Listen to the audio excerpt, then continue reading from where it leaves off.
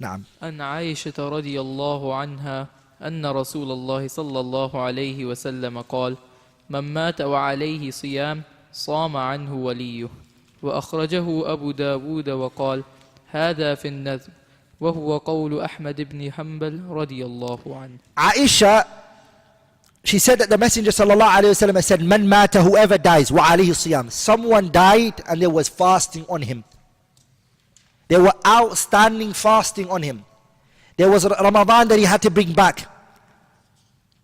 Man mata, whoever dies, wa alayhi siyamun, there is fasting on him. Sama anhu waliyuhu, he's wali. Who are the wali? The wali are the people who inherit him. They're the people who what? Who inherit him, who come under his inheritance. They will fast on his behalf. Someone has outstanding fasting. Are we all together?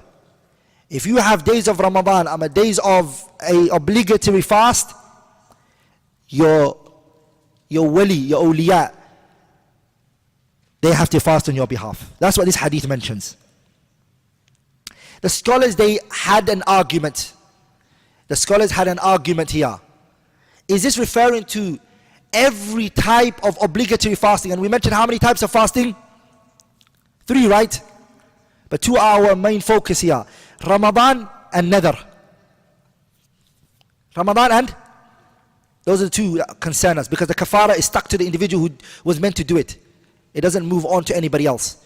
The 2 that we're looking at here is your mother, for example, she missed some days of Ramadan, or a fasting of Nadr. She made a Nadr with Allah Azza wa Jalla that she will fast. Scholars, they differed in views. Some of the views they differed in is it is referring to every obligatory fasting, whether it's Ramadan or whether it's Nadr. The family have to fast on behalf of their mother, for example. Does that make sense?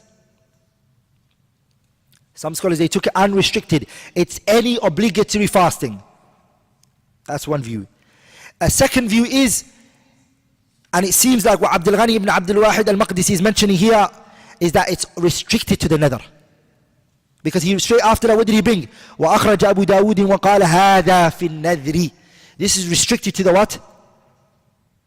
The fasting of a Nadr. Is restricted to the fasting of a Nadr. That if your mother has an outstanding fasting of Ramadan, you don't have to pay it back on her behalf. But if it is fasting of Nadr, you have to pay it back on her behalf. Are we all together, brothers? And that which seems apparent, وَالْعِلْمُ عِنْدَ اللَّهِ عَزَّ وَجَلَّ, is that it encompasses both and it's not obligatory. Are we all together? That encompasses Ramadan and it encompasses other than Ramadan, which is a Nadr. Both of them are in there.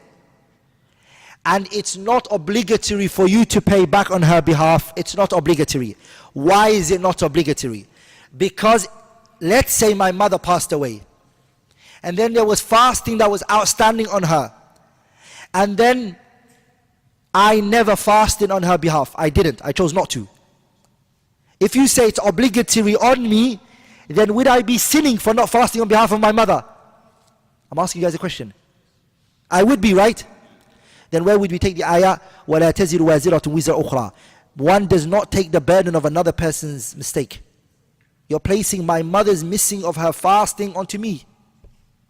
Her action, you're placing onto me. Are we all together? Does that make sense? So from that perspective, it shows that it's not obligatory. It's not obligatory.